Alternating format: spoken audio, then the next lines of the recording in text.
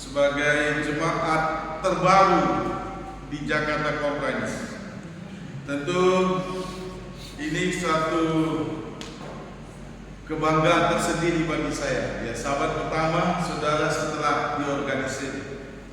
Sahabat lalu saya hadir dalam ruang organisasian dan tentu saya diberi kesempatan salah satu orang yang berdoa di dalam rancangan pemilihan panitia pemilih. Dan kesempatan ini saya berbicara dari firman Tuhan. Boleh ditunjukkan keluarga kami, operator? Ya, tidak baik kalau tidak kenal. Walaupun sekali lagi saya mengenal beberapa di antara saudara. Ya, tahu-tahu terima kasih lagu pujiannya. Saya mengenal keluarga ini. Saya mengenal keluarga Bapak Dodo Salibu. Saya mengenal keluarga Tampolo. Saya mengenal Itot Ulu Tambunan. Saya juga mengenal Pendeta Ruli dan yang lainnya mungkin bisa saya kenal. Ya, tapi kalau tidak kenal, tapi inilah kami perkenalkan diri kami. Kami keluarga kecil diberkati Tuhan dengan 3 orang anak. Sebelumnya saya ini sudah melayani 27 tahun di Jakarta ini. Saya bekerja di Jakarta ini sejak tahun 97 dan melayani di berbagai gereja dan belum pernah memang ke daerah Bogor ini. Ya, belum pernah ke wilayah 2 ini. Ya, tapi saya senang saya dipercayakan sebagai Associate Secretary di Jakarta Conference yang secara langsung membawahi legal dan aset di Jakarta Conference ini. Kemudian inilah keluarga kami, anak kami yang pertama yang pakai jas agak kuning, namanya Arthur. Arthur ini sarjana sains dari Universitas Diponegoro dan sudah 2-3 tahun ini bekerja di Jakarta. Kemudian anak kami yang nomor 2, Andrew, di sebelah Arthur, begitu memang di sebelah Arthur sebenarnya, agak jauh saya lihat. Andrew ini baru mendapatkan sarjana akuntansi dari UNAI bulan 5 lalu dan puji Tuhan 1 minggu ini sudah bekerja di staff accounting Rumah Sakit Cikini, Limaya, Jakarta. Dan anak kami yang paling kecil namanya Albert. Albert ini sekarang kuliah tingkat 3 di Universitas Advent Indonesia. Ya, memang 2 adik terakhir anak saya terakhir ini saya sekolahkan di UNAI. Karena ketika anak pertama kuliah di Diponegoro lebih banyak saya berdoa dibanding di UNAI, karena di UNAI sudah pasti terjamin kerohaniannya. Jadi kalau anak pertama ini dia sudah berbeda ke Jogja naik motor, dia berdua kemana saja senang hatinya. Kita setiap sahabat Pak Dolo, kamu jadi mana nak? Di Jogja. Naik apa? Naik motor. Saya bilang aduh janganlah. Jadi kita tiap hari dagdikduk karena kita tahu truk-truk di Jawa bis sangat besar. Jadi itu sebabnya ya saya bilang mana nomor 2 dan 3 udahlah Yuna aja lah, berkat Tuhan itu sama. Jadi akhirnya puji Tuhan anak nomor 2 sudah bekerja, ya tinggal 1 lagi. Dan saya menikah dengan Ibu Pendeta Bu Simanjuntak. Dia benar orang Batak tapi kelahiran Jawa Timur. Jadi dia tidak bisa bahasa Batak, dia bisa lebih pintar bahasa Jawa. Jadi terkadang waktu kami di pesta adat dulu, dia tanya apa artinya? Baik-baik, saya bilang baik-baik, karena dia tidak bisa bahasa Batak. Jadi setiap masa Batak, setiap omongan para orang tua, dia tanya apa tidak? Oh, hal-hal yang baik saya bilang. Jadi saya suka simpulkan. Boleh berdiri sekali lagi Ibu Pendeta? Kami ini seumur. Karena begitu sayangnya saya sampai rambut putih. Memikirkan dia.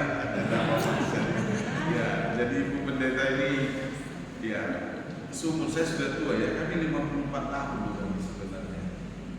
53 tahun menuju 54 ya. Enggak terasa ya. Ya, puji Tuhan. Saudara-saudara, terima kasih kesempatan yang baik. Terima kasih Pendeta Tilaan dan para ketua sidang yang telah memberikan kesempatan kepada kami. Saya tidak pakai slide, jadi saudara bisa lihat saya dan saya bisa lihat saudara. Amin. Kita mulai firman Tuhan yang saya ambil dari Lukas 13 ayat 28.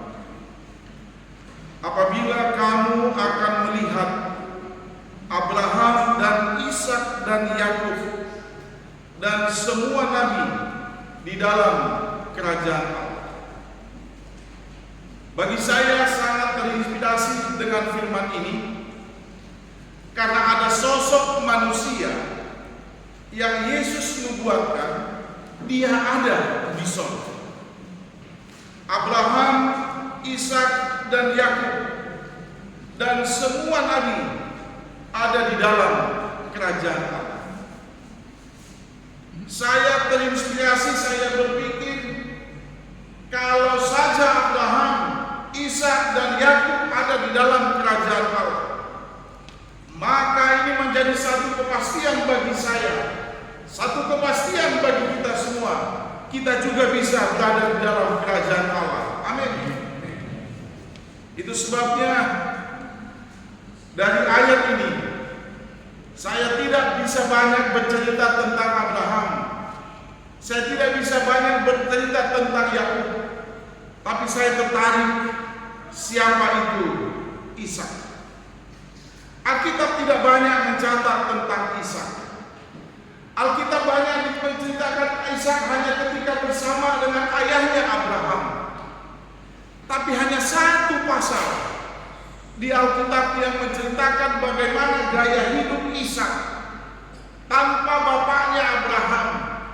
Bagaimana gaya hidup Ishak seorang diri bersama istri tanpa ada bapaknya. Hanya satu pasal di Alkitab, yaitu Kejadian pasal 26. Berbicara tentang seseorang ada di sorga, berbicara tentang seseorang ada di dalam kerajaan Allah. Firman Tuhan katakan ini bukan karena kekuatan kita, bukan karena kehebatan kita, bukan karena kesucian kita, tapi seseorang ada di dalam kerajaan Allah hanya karena kasih karunia Allah. Itu sebabnya firman Tuhan katakan dalam Efesus 2 ayat 8, sebab karena kasih karunia kamu diselamatkan oleh iman. Itu bukan hasil usahamu, tetapi pemberian Allah. Dalam 2 Timotius 1 ayat 9, dialah Tuhan, maksudnya dialah yang menyelamatkan kita dengan panggilan kudus, bukan berdasarkan perbuatan kita, melainkan berdasarkan maksud dan kasih karunia-Nya sendiri yang telah dikaruniakan kepada kita dalam Kristus Yesus sebelum permulaan zaman. Saudara-saudara, menjadi menarik mengapa rencana keselamatan ini diberitakan sebelum permulaan zaman. Dan saya mau katakan, rencana keselamatan dibuat oleh Tuhan sendiri, bukan karena Adam dan Hawa jatuh ke dalam dosa. Rencana keselamatan bukan pada waktu Yesus mati di kayu salib, tapi rencana keselamatan dibuat sebelum dunia ini dijadikan oleh Tuhan. Di dalam segala rahmat dan buah pikiran pengetahuan Allah yang tidak bisa kita selami, sebelum dunia dijadikan, Nyonya White melihat melalui tulisan inspirasi ada rapat Dewan Musyawarah Allah. Pada waktu Allah Bapa, Allah Anak dan Roh Kudus duduk bersama dan dirancang untuk membuat dunia dan segala isinya. Lalu berfirmanlah Allah, kalau saja manusia itu ciptaanmu jatuh dalam dosa, siapa yang akan menyelamatkan? Dan Yesus berfirman, aku mati gantinya. Itu sebabnya rencana keselamatan sudah dimulai sebelum permulaan zaman. Rencana kematian Yesus sudah dimulai bukan karena Adam dan Hawa jatuh ke dalam dosa, tapi sebelum permulaan zaman rencana keselamatan sudah diwujudkan. Itu sebabnya manusia ciptaan Yesus, ketika Yesus menciptakan manusia dari debu tanah, dia memeluk manusia ini. Dia tahu manusia ini lemah, dia tahu manusia ini bisa jatuh dalam dosa. Pada waktu dia memeluk, seakan-akan Yesus berbicara kepada tanah itu, bernapas, hiduplah, aku menyertaimu. Itu sebabnya kata Immanuel, bukan karena pada waktu Yesus lahir. Kata Immanuel, pada waktu Yesus memeluk daripada tanah itu dan memberi napas kehidupan. Dan Yesus berfirman, aku menyertaimu senantiasa. Saudara-saudara umat Tuhan yang saya kasihi, rencana keselamatan orang-orang yang ada di surga, semuanya berdasarkan kasih karunia. Itu sebabnya kesempatan siang Sabat ini saya memberi tema atau judul daripada khotbah ini, karena kasih karunia. Saya mau katakan Ishak juga ada di surga karena kasih karunia. Abraham ada di surga karena kasih karunia. Yakub akan ada di surga karena kasih karunia. Siapapun yang ada di surga dan yang akan masuk surga, semuanya ada karena kasih karunia Allah. Itu sebabnya bagi saya secara pribadi, Ishak jenazah mayatnya masih ada di bumi ini, dia tidak ada di surga. Tapi Yesus bernubuat baginya bahwa dia akan ada di dalam kerajaan Allah. Ini mengajak saudara dan saya memastikan bahwa saudara dan saya bisa ada di surga. Amin. Semuanya karena kasih karunia Allah. Tapi mari kita coba lihat bagaimana kehidupan orang yang mendapat kasih karunia Allah. Bagaimana fakta hidup seseorang yang mendapat kasih karunia. Itu sebabnya tokoh yang saya mau bicarakan adalah Ishak. Ishak ini hanya tercatat di satu pasal, Kejadian pasal 26. Saudara boleh baca Kejadian pasal 26 ini. Dia tertulis hanya 35 ayat saja. Tapi banyak pelajaran yang di dalamnya. Inilah tokoh yang tidak banyak tercatat dalam ayat. Kalau saudara baca mengenai Paulus, semua kitab dari Lukas, Yohanes, 1 Korintus, Kisah Para Rasul, 2 Timotius, semuanya bercerita tentang siapa? Paulus. Tapi kisah ini hanya satu pasal. Kejadian 26, tidak ada yang lain caranya. Pasal 26, sebelum saudara kita baca masuk di pasal 26 ini, arti nama Ishak artinya gembira, tertawa. Jadi kalau disebut Ishak, maka Ishak itu artinya gembira atau tertawa. Jadi kita pun kalau kita berbicara tentang Ishak, mari kita tersenyum dan bersuka cita. Amin. Karena dia mendapat kasih karunia Allah. Karena Yesus berfirman, Ishak itu akan ada dalam kerajaan Allah. Fakta tentang Ishak, yang pertama saya mengajak saudara, Ishak itu dalam Galatia 4 ayat 28 disebut sebagai anak perjanjian kepada Abraham dan anak yang dikorbankan juga oleh Abraham. Kisah ini menarik bagi kita sebenarnya. Kisah ini mungkin juga sudah di luar kepala kita. Tapi siapa Ishak ini? Abraham dalam buku Alfa Omega 1 halaman 194. Iman Abraham akan Allah dan penyerahannya kepada kehendak Allah yang selalu menjadi kebiasaannya telah terpantul di dalam tabiat Ishak. Tetapi kasih anak muda itu sangat kuat dan di dalam pembawaannya yang bersifat lemah lembut dan berserah. Saudara menarik. Nyonya White mencatatkan iman Abraham terpantul dalam tabiat anaknya Ishak. Saya mau tanya dulu, siapa imam dalam keluarga? Bapak apa ibu? Siapa yang paling banyak bawa anak-anak ke gereja? Siapa? Ibu. Waduh. Harusnya bapak ya. Imam dalam keluarga siapa? Jadi jangan digantikan ibu. Ibu persiapkan baju anakmu, mandikan dia, tapi bilang suamimu, apa yang ngajak ke gereja? Jadi lihat ini, iman seorang ayah harus terpantul dalam anaknya. Jadi kita ini kalau mau dihitung, seharusnya sudah 100 tahun lebih, mungkin kita sudah harus 100 juta.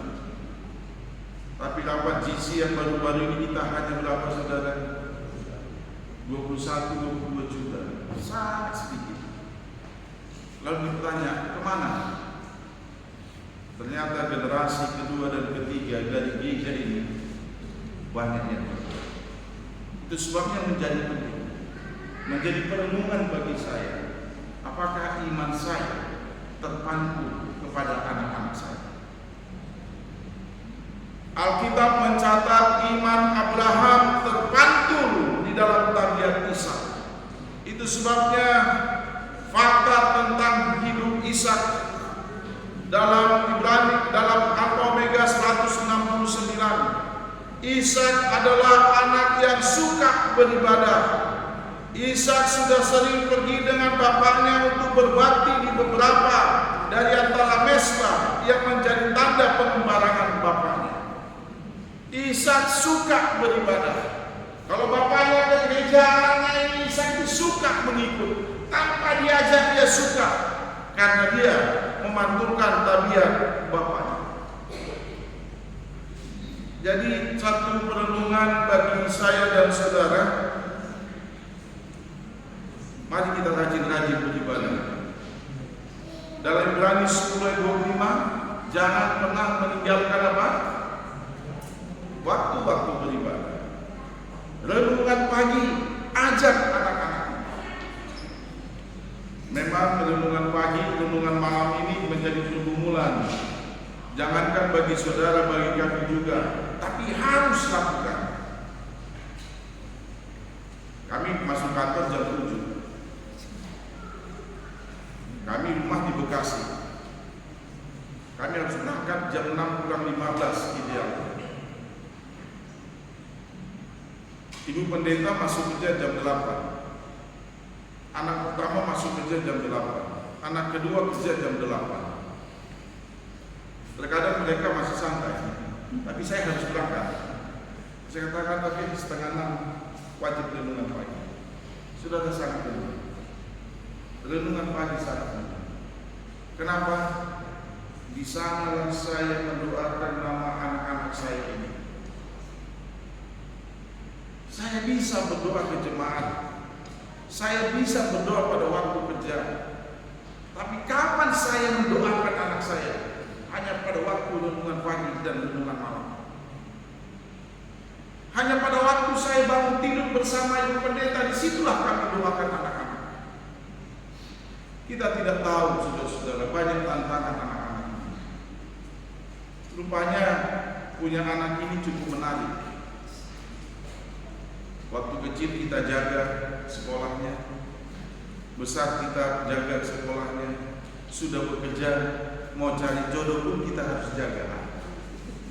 Jadi bayangkan terlalu banyak yang kita jaga dan kita nggak mampu, kan?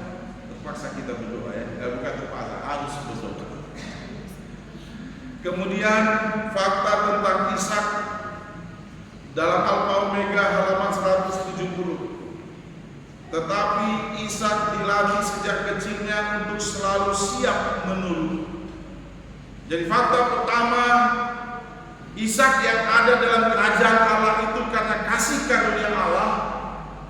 Orang yang hidup dalam kasih karunia Allah adalah orang yang suka beribadah, dan yang kedua suka menurut. Jadi sejak kecil menurut. Sekarang nggak mudah juga membuat anak-anak menurut. Hanya mau rasa aman, kasih handphone lalu diam anaknya, bebas orang tuanya. Nggak suka. Mungkin secara keuangan saya bisa bayar orang untuk beres-beres rumah, tapi setiap hari minggu saya minta anak saya dari kecil 1 jam bersama papa beresin rumah. 1 jam bersama papa beresin rumah. Sekali lagi, kalau saya ceritakan anak-anak saya, karena saya merasa terinspirasi oleh Tuhan, bukan karena kehebatan, bukan. Kami pun tidak bisa mendidik anak kami seperti saudara-saudara. Saya harus bekerja, ibu pendeta bekerja, anak-anak ini bertumbuh kecil, kami hanya malam berjumpa. Ya, ada yang kami lakukan. selain berdoa dan mengajak mereka di hari libur untuk bekerja dan renungan. Ishak dicatat sebagai anak yang suka menurut. Ishak yang ketiga adalah anak yang suka taat dan setia dalam krisis. Kejadian 26 ayat 2 dan 3. Alkitab mencatat dalam kejadian ini, pasal 26 inilah cara hidup Ishak yang dicatat dalam satu pasal saja di Alkitab, yang akhirnya mendapat kasih karunia Allah. Dalam ayat yang pertama, maka timbullah kelaparan di negeri itu. Ini bukan kelaparan yang pertama yang telah terjadi dalam zaman Abraham. Sebab itu Ishak pergi ke Gerar kepada Abimelek raja orang Filistin. Ayat 2. Lalu Tuhan menampakkan diri kepadanya serta berfirman, janganlah pergi ke Mesir. Diamlah di negeri yang kukatakan kepadamu. Saudara-saudara, coba renungkan. Ishak ini berada di tempat atau di negeri yang sedang dilanda kelaparan. Saya berpikir kita ini semua mempunyai kemampuan berlogika. Kalau di sini lapar, maka saya harus mencari tempat yang baru. Benar? Kalau di sini terjadi kelaparan, tapi hari itu Tuhan berfirman, jangan pergi ke Mesir. Kelaparan saya mau identikan dengan problema hidup. Banyak masalah hidup yang kita alami, banyak persaingan yang kita hadapi, banyak tantangan hidup yang kita hadapi, banyak persoalan yang kita hadapi. Tapi Tuhan berfirman, Ishak, walaupun banyak tantangan hidupmu, walaupun banyak pergumulanmu, jangan pergi ke Mesir. Apa maksudnya? Ishak pada waktu itu dalam situasi kelaparan, matanya bisa melihat bahwa ketika dia berada di daerah Gerar itu daerah yang dataran tinggi, lalu melihat di seberang lautan itu ada Mesir, daerah yang masih hijau, daerah yang penuh dengan tanaman dan buah, daerah yang penuh dengan gandum.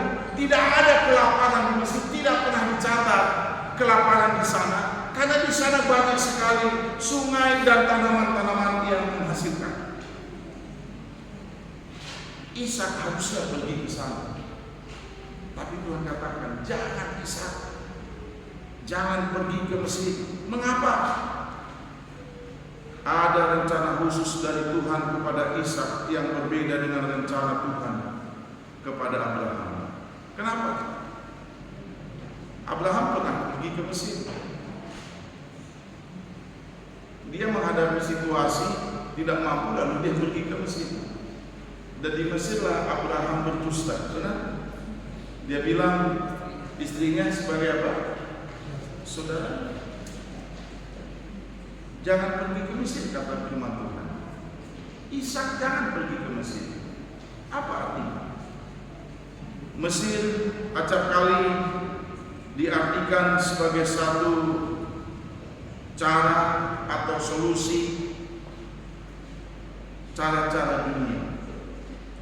Sebabnya persaingan hidup, tantangan hidup, masalah hidup.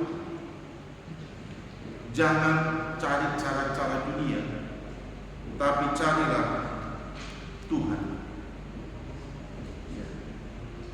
Carilah Tuhan. Jangan pergi ke Mesir. Mesir dilambangkan dunia, tetapi carilah Tuhan, lambang dari surga. Ishak sebagai seorang anak yang penurut, dia tidak pergi ke Mesir. Apa hasilnya? Kejadian 26 ayat 12.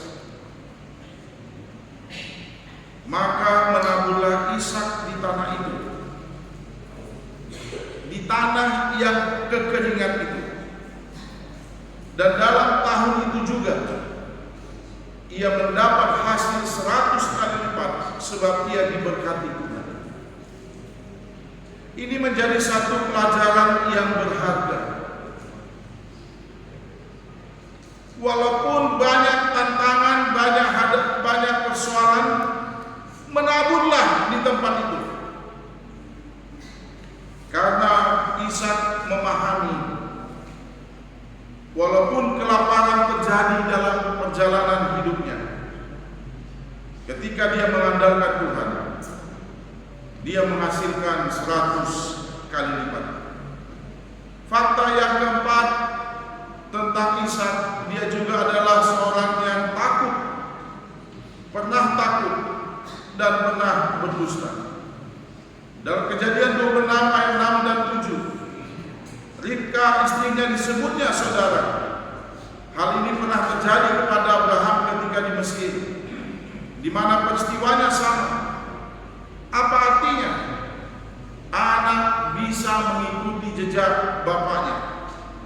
Itu sebabnya penting keteladanan orang tua kepada anak. Ishak takut kehilangan nyawanya, sehingga dia menyebut istrinya saudara. Apa perbedaan takut akan Tuhan dan takut akan manusia? Takut akan manusia bagaikan saudara takut melihat para aparat. Kenapa? Karena mereka akan melihat kekurangan kita. Kita takut kepada orang lain karena dia melihat kekurangan kita. Tetapi sejatinya kita harus takut kepada Tuhan, karena Tuhan tidak pernah melihat kekurangan kita, tetapi Tuhan menolong kita dari segala kekurangan dan kelemahan kita. Fakta berikut yang menarik bagi saya tentang kehidupan Ishak, kita boleh baca dalam Kejadian 26 ayat 17 sampai ayat yang ke-22.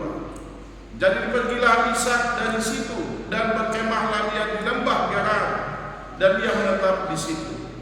Kemudian Ishak menggali kembali sumur-sumur yang digali pada zaman Abraham ayahnya, dan apa yang telah ditutup oleh orang Filistin sesudah Abraham mati. Disebutkannya lah nama sumur-sumur itu menurut nama-nama yang telah diberikan oleh ayahnya. Ketika hamba-hamba Ishak menggali di lembah itu, mereka mendapati di situ mata air yang berbual-bual airnya. Lalu bertekarlah para gembala Gerar dengan para gembala Ishak, kata mereka, air ini kepunyaan kami. Dan Ishak menamai sumur itu Esek karena mereka bertekar dengan dia di sana. Kemudian mereka menggali sumur lain dan mereka juga bertekar juga tentang itu. Maka Ishak menamai sumur itu Sitna. Ia pindah dari situ dan menggali sumur yang lain lagi. Tetapi tentang sumur itu mereka tidak bertekar. Sumur itu dinamainya Rehobot, dan ia berkata, sekarang Tuhan telah memberikan kelonggaran kepada kita sehingga kita dapat beranak cucu di negeri ini. Apa yang mau kita bicarakan dari ini? Ishak pergi ke satu sumur, Esek namanya. Sumur ini milik bapaknya, digali sama dia, tapi datang orang lain bertekar. Dia pergi meninggalkan pertekaran itu. Dia pergi kemudian ke sumur yang kedua namanya Sitna. Dia gali, datang lagi orang bertekar kepada dia. Dia tinggalkan lagi sumur itu sampai 3 kali. Lalu dia bertemu sumur Rehobot. Apa makna? Saudara lihat, Ishak adalah seorang yang suka mengalah. Ishak seorang anak yang suka mengalah. Dia bisa klaim sumur Esek itu punya bapaknya. Dia bisa klaim sumur Sitna itu punya bapaknya. Tapi daripada saya bertengkar di sana, dia bilang, lebih baik saya mengalah. Mengalah belum tentu kalah. Mengalah tentu menjadi satu catatan seperti ini. Kita hidup dalam persaingan atau tekanan. Ingat, Tuhan bisa memberi ruang yang tidak diperebutkan oleh orang lain. Jadi dengan kata lain, sumur Esek, sumur Sitna yang kedua, Kalau dalam persaingan ini kita di situ, kita nggak dapat apa-apa. Tapi kalau kita tinggalkan ini, persaingan ini, ada ruang lain, dan ruang lain itu adalah Yehova. Di sanalah dia mendapatkan berkat yang besar. Mengalah dari konflik bukanlah berarti kalah, tetapi ada cara Tuhan membawamu kepada yang lebih baik. Amin. Kita harus percaya, kalau saya mengambil sikap menghindar dari pertengkaran, kalau saya mengambil sikap mengalah, bukan berarti kalah, tetapi Tuhan sedang membawa kita kepada hal yang lebih baik. Dalam pelayanan ini, kecil-kecilan masalah seperti ini banyak. Beberapa kali dalam pelayanan kami merasakan berkat Tuhan yang luar biasa. Tapi karena persaingan, bayangkan saudara, sahabat ini saya peresmian gereja baru, gereja yang makin besar dibangun, sahabat depan saya dipindahkan. Sahabat depan saya dipindahkan. Sebagian bilang pendeta tinggal. Kalau saya hitung bisa 90% memihak kepada saya. Tapi karena persaingan, bukan persaingan, karena ada orang yang ingin-inginlah pemimpin ini. Jadi saya berpikir lebih baik saya mengalah. Dan saya katakan saya siap pindah. Dan karena saya mengalah, saya pindah. Bukan lebih sulit hidup saya, malah lebih baik. Lalu kami membangun gereja besar lagi. Tapi begitu juga selesai dibangun, belum dinikmati, dipindahkan lagi. Mengalah. Dan akhirnya kuasa Tuhan yang bekerja. Kalau saya mau pikir-pikir bisa stroke saya dengan masalah ini, tapi saya tidak mau. Saya katakan Tuhan ini bekerja. Walaupun saya mengalah hari ini hanya untuk kemuliaan bagi nama Tuhan. Amin. Dan saya mengalah, dan Tuhan tempatkan saya sekarang dalam posisi ini.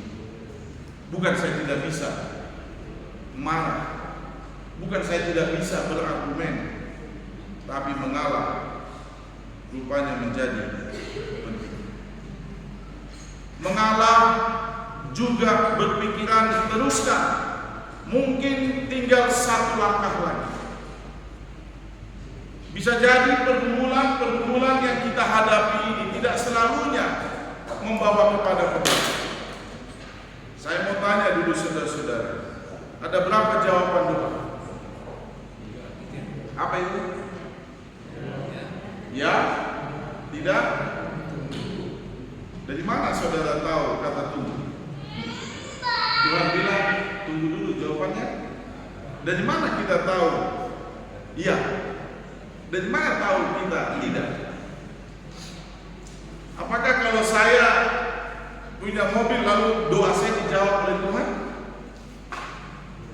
Apakah kalau saya nggak beli mobil doa saya tidak dijawab Tuhan?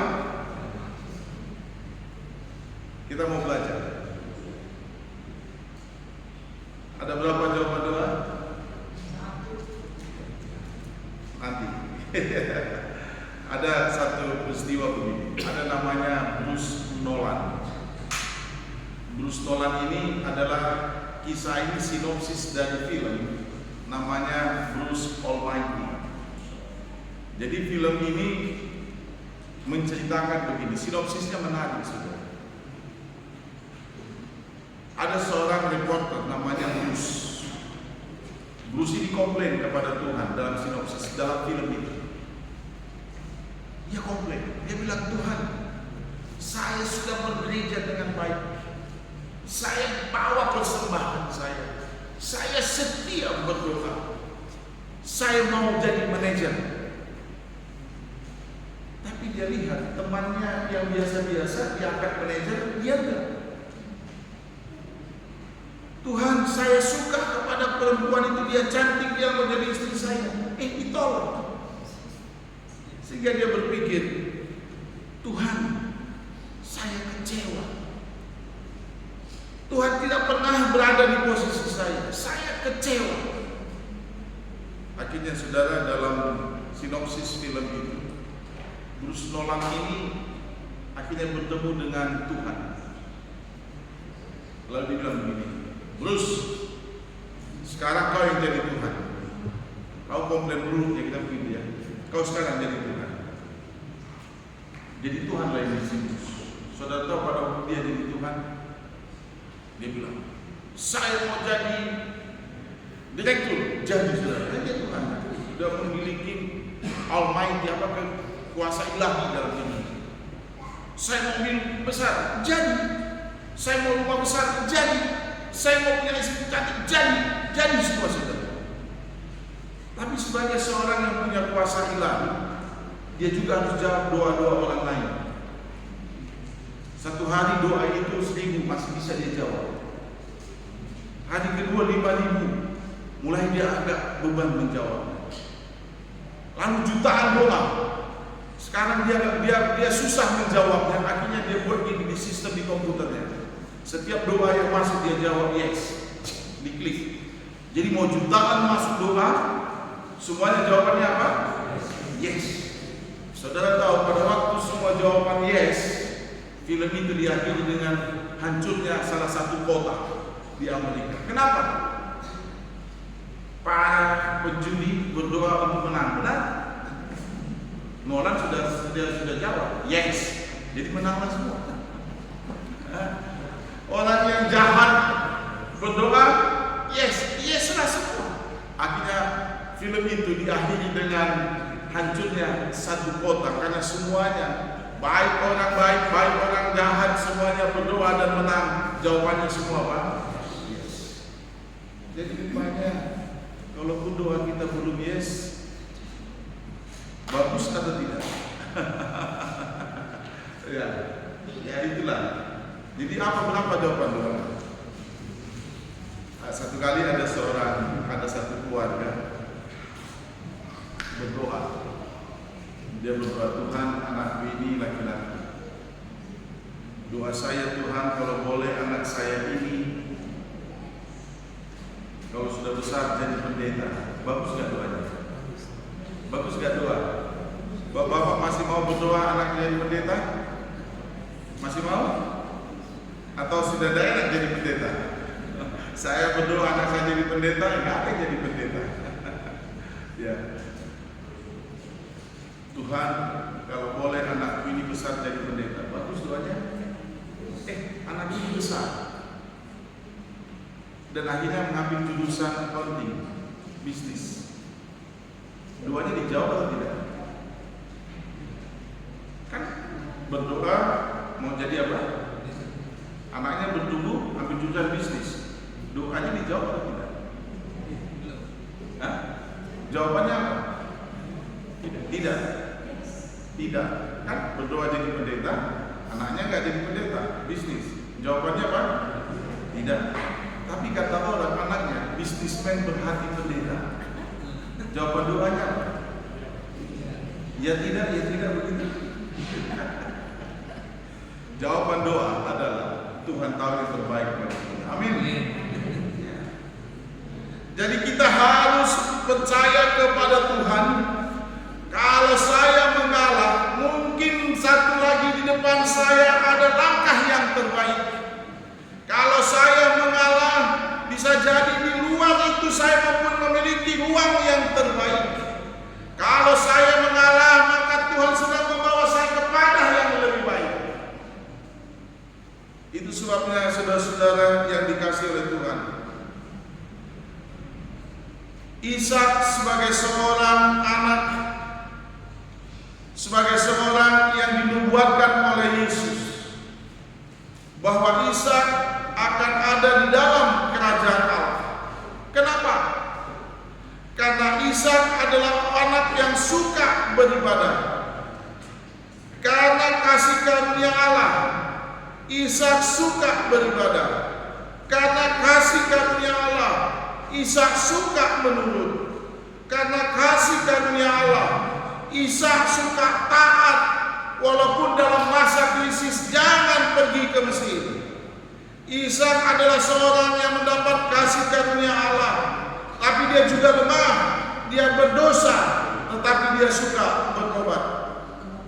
Ishak karena kasih karunia Allah adalah seorang yang suka berlapang dada, seorang yang suka mengalah, seorang yang suka sabar, seorang yang suka berdamai.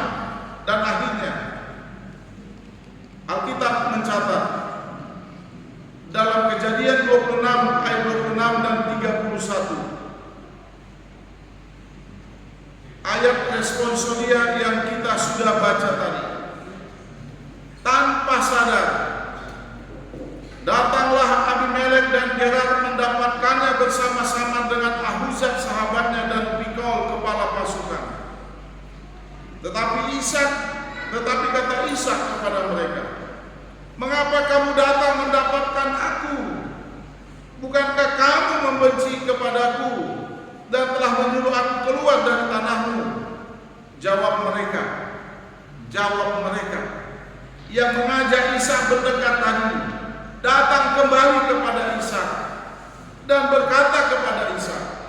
Jawab mereka ayat 28, "Kami telah melihat sendiri bahwa Tuhan menyertai engkau. Sebab itu kami berkata, baiklah kita mengadakan sumpah setia antara kami dan engkau, dan baiklah kami mengikat perjanjian dengan engkau, bahwa engkau tidak akan berbuat jahat kepada kami, seperti kami tidak mengganggu engkau, dan seperti kami semata-mata berbuat baik kepadamu, dan membiarkan engkau pergi dengan damai. Bukankah engkau sekarang yang diberkati Tuhan?" Kemudian Ishak mengadakan perjamuan bagi mereka, lalu mereka makan dan minum. Saudara-saudara, Ishak sebagai seorang yang dinubuatkan Yesus ada di dalam kerajaan Allah. Tentu dia mendapat kasih karunia Allah. Karena kasih karunia Allah yang ada pada Ishak, dia menjadi seorang yang suka beribadah. Dia menjadi seorang yang suka menurut. Dia menjadi seorang yang suka taat dan setia walaupun dalam krisis sama sekali. Dia menjadi seorang yang suka mengalah. Dan akhirnya dengan cara hidupnya seperti itu, tanpa disadari oleh Ishak, dia menjadi seorang saksi tentang Kristus. Akhirnya orang yang membencinya itu datang kepadanya berkata, "Ishak, ternyata engkaulah yang diberkati oleh Tuhan untuk menjadi saksi Kristus." Bisa jadi kita tidak pintar berbicara 28 doktrin untuk menjadi saksi Kristus. Bisa jadi saya tidak pintar dalam berkata-kata dan bernyanyi pujian, tapi saya bisa hidup mengalah. Tapi saya bisa hidup beribadah. Saya bisa hidup menurut. Saya bisa hidup setia walaupun krisis. Dan saya bisa hidup mengalah dan mengalah. Dan inilah cara hidup Ishak. Sehingga Tuhan berfirman dalam Lukas 13 ayat 28 bahwa Abraham, Yakub, dan Ishak dan para nabi akan ada di dalam kerajaan Allah. Mengakhiri khotbah pada hari Sabat ini, kita semua tentu mendapat kasih karunia Allah. Bukan karena kehebatan kita, bukan karena kesucian kita. Siapa yang mau katakan tidak berdosa? Tapi karena kasih karunia Allah lah. Kalau saudara masih bergereja hari ini, yakinkan semuanya karena kasih karunia Allah. Amin. Kalau saudara masih bisa memuji Allah, saudara mendapat kasih karunia Allah. Kalau saudara masih bisa mengalah, saudara sedang mendapat kasih karunia Allah. Dan paling tidak, kasih karunia itu akan menjadi terwujud kekal pada waktu kita sama-sama di dalam kerajaan Allah. Saudara-saudara, di dalam pelayanan ini Kami mau katakan kami ini juga kalau masih berdiri seperti ini hanya karena kasih karunia Allah.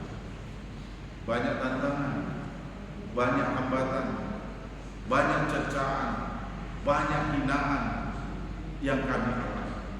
Yang semuanya itu terkadang-kadang kami mau katakan Tuhan kami tidak tahu. Yang dalam hati kecil saya kalau saya berdoa saya katakan Tuhan, biarlah semua hinaan cercaan yang dilakukan itu jangan timpakan kepada anak-anak kami. Tapi itu terjadi. Tapi sekali lagi Tuhan mengasihi kita semua. Amin. Tuhan memelihara kami. Kami pernah di dalam satu pelayanan seperti ini. Kami berada di gereja yang baru di Sekolah Sahabat Cabang. Hari itu di antara umat Tuhan itu ada satu keluarga bilang begini, pendeta, kalau boleh Rabu malam di rumah kami. Sebenarnya saya tidak pernah pilah-pilah untuk Rabu malam, di mana saja mau. Tapi mengingat rumah dari keluarga ini ada di perkampungan yang mayoritas, ada di sana agama mayoritas, yang tentu tantangannya tidak mudah. Tapi karena dia minta, saya katakan tidak apa, kita jalan. Lalu pendek cerita, Rabu malam tiba. Saya bersama beberapa penatua gereja berjalan. Jalannya itu dari rumahnya itu dari jalan besar, sebenarnya nggak besar banget, jalan ya yang pas mobil berselip begini, jalan besar. Tapi menuju ke dalam ada 200-300 meter jalan setapak. Jalan setapak yang hanya bisa dilalui dengan jalan kaki dan motor, itu pun masih tanah dan penuh rumput, jadi tidak ada aspal. Rabu malam jam 7.30 malam. Lalu kami ke sana. Pada waktu kami berjalan, tidak ada dalam pikiran kami apa-apa. Tapi saya melihat di kiri kanan ini banyak sekali orang bawa kayu, kumpul, tapi kami tidak tahu itu untuk apa. Banyak orang pegang-pegang kayu, kami tidak tahu untuk apa. Dan kadang terlintas kami lihat ada yang pegang batu dan sebagainya, tapi kami tidak tahu untuk apa. Tapi hari itu pikiran kami hanya untuk Rabu malam. Lalu kami berjalan Rabu malam. Akhirnya kami tiba di rumah keluarga. Rumah ini tertutup. Lalu kami ketuk, tuan rumah keluar. Selamat malam. Wajah masih tersenyum. Selamat malam, selamat datang pendeta, terima kasih. Pada waktu kami mulai duduk, lalu ada yang bertanya di antara anggota gereja, kami melihat tadi banyak orang pegang kayu, pegang batu, ada apa itu? Dijawablah sama tuan rumah seperti ini. Kami pada waktu malam ini sebenarnya sudah minta izin ke RT, tapi tidak disetujui. Jadi kalau ada orang ramai karena mereka mau mendemo supaya jangan jadi ibadah, saya berpikir orang saya lihat-lihatan dari Pak Dolo, ditanyalah saya, pendeta dilanjut nggak kebagiannya? Karena sudah dikasih tahu izin RT tidak disetujui. Lalu ada orang apa?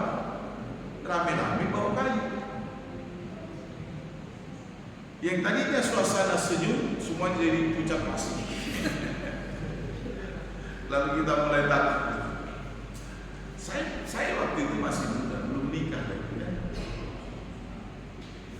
Saya bayangkan kalau saya mati konyol, bapak ibu saya pun menyesal dan menolakkan anaknya jadi pendeta, benar? Biaya sekolah yang cukup besar jadi pendeta, mati konyol lagi, toh tidak. Akhirnya tanya, bagaimana pendeta, lanjut ya? Saya juga bukan seorang yang berpengalaman. Saya juga bukan orang yang beriman-iman banget, karena saya hanya mengandalkan sarjana teologi dari Unai, dari Siantar, dari Unai masuk Jakarta, kan begitu kan. Kebanggaannya masih di situ, tapi ujiannya berat sekali. Ya, beberapa saat kami saling tatap menatap, akhirnya kita lanjut kebaktian. Lalu saya katakan, kebaktian ini tanpa lagu pujian, supaya orang yang dengar. Kalau ada nyanyian mereka makin marah, itu pikiran saya. Jadi disitulah kami, Pak Saudara, kebaktian. Saya bilang, ketua koordinatornya sekolah sahabat cabang ini, Pak, silakan berdoa. Karena suasana saat ini, saya pikir dia berdoa lantang seperti ini. Dia berdoa setengah suara. Karena dia mungkin dalam hati saya dia takut juga ya. Berdoa setengah suara. Pendek cerita amin. Karena dia setengah suara, saya pun hampir terikut-ikut setengah suara. Jadi saya harus buat renungan. Pada waktu mulai renungan itu, bunyi lempar, dilempar di rumah, dan gak berapa lama mati listrik. Jadi listrik itu diputus sama mereka dari tiangnya, lalu gelap. Lalu tuan rumah sediakan ini, suasana makin mencekam, dilempar. Kita gak ada berani keluar. Tuan rumah pun, si bapak mulai marah. Dia bilang, itulah mama, kalau udah kasih izin jangan dipaksain kan itu. Jadi mereka berantem, kita juga bingung kan. Akhirnya kami saya bilang oke, nggak apa-apa, biar aja lama itu musik. Saya bilang kita renungan saya sih. Saya renungan, ya nggak saya bagilah suara saya kan, namanya mencekam kan. Tapi saya baca ayat, saya baca renungan, lalu saya berdoa, sama saya berdoa lagi, dan akhirnya mau pulang. Suara lemparan kecil-kecilan masih terjadi, cuma karena kami nggak nyanyi, nggak makin hebat itu lemparan, karena dipikir kita sudah nggak jadi ibadah kan gitu kira-kira. Lempar. Akhirnya pendek cerita kami mau pulang, sudah selesai 2 tahun, listrik sudah padam. Tuan rumah bilang, Pak Pendeta jangan pulang dulu, kami sudah sedia makanan, jadi harus makan dulu. Waduh. Kita udah takut, kepingin cepat-cepat pulang, dikasih makan lagi. Dulu saya memulaikan ini gak seperti ini badan saya kurus sekali. Karena makan dibilang, aduh, saya berpikir sejenak, kalau saya mati dilempari dengan kurus, diotopsi disebut mati kelaparan. Jadi makan dikit, kalau diotopsi pun mayat saya bukan karena kelaparan, karena dilempari kayak gitu. Kayak makan, habis makan mau pulang. Menurut saudara siapa yang pertama buka pintu? Ketua sidang, koordinator, anggota atau pendeta? Mau buka pintu ini kan udah mau pulang, mau salaman, buka pintu mau keluar. Suasana lempar-lempar masih terjadi, umpatan masih terjadi, kata-kata kafir masih terjadi di luar. Sekarang mau keluar, siapa duluan? Saya lihat ini koordinator yang dibisikkan, dia pun nengok saya. Saya lihat yang anggota, dia pun nengok saya. Siapa yang mau buka pintu ini? Sudah akhirnya pendek cerita. Saya lihat semua saling lihat-lihatan begini. Saya berpikir, ya Tuhan, mungkin saya lah jadi pendeta ya. Jadi pendeta itu harus di depan. Saya buka pintu, saya jalan. Saya bilang begini, jalan kita harus satu arah. Tidak boleh lihat kiri kanan. Bukan karena saya ingat cerita istri Lot, bukan. Saya ingat gaya hidup di Siantar. Kalau anak Medan Siantar tahu ceritanya. Kalau ada orang Batak, anak Medan asalnya, jangan Batak. Anak Medan kumpul 3 orang di sana. Kita jalan lihat begini. Mereka bilang, ada apa lah yang matamu yang lihat? Jadi saya ingat itu supaya jangan lebih ribut, jangan lihat kiri kanan, ya perlu saja kita. Doa saya hanya satu, Tuhan, kalau saya kena lempar, jangan sakit. Kalau saya kena pukul, jangan saya rasakan. Itu saja doa saya. Saya nggak pernah dilempar, saya nggak pernah dipukul pakai balok, jadi saya nggak tahu kan. Yang penting pikiran saya, kalau kena lempar saya pasti sakit, kalau kena pukul pasti apa? Sakit. Jadi doa saya, Tuhan jangan sakitlah saya jalan.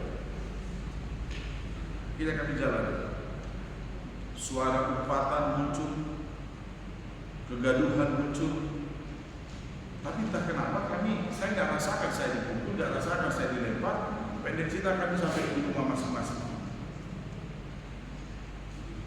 Besok paginya, sebagai seorang pendeta, saya kepingin tahu lihat rumah ini.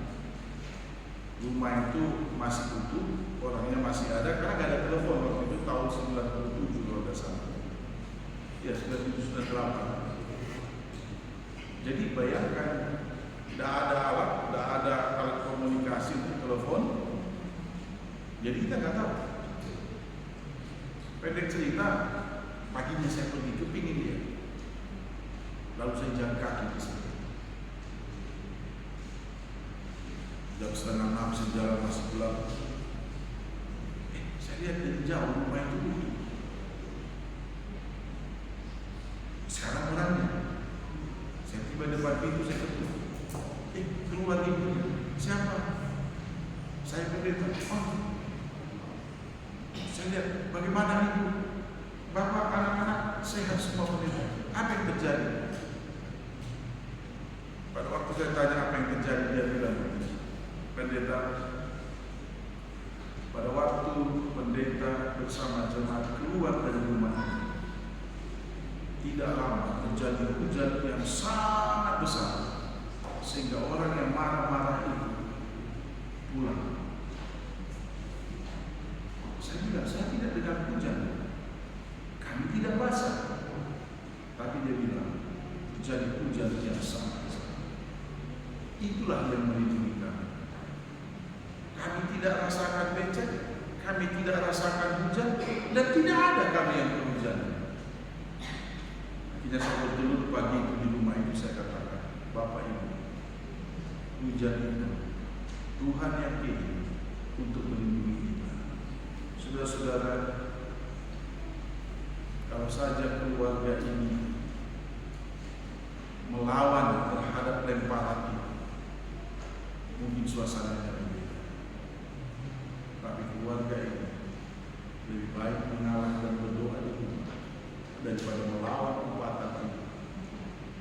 Dan Tuhan dengan cara Tuhan sendiri melindungi mereka. Ini menjadi satu pelajaran berharga bagi saya. Itulah yang menguatkan saya. Itu yang menguatkan keluarga saya, anak-anak saya.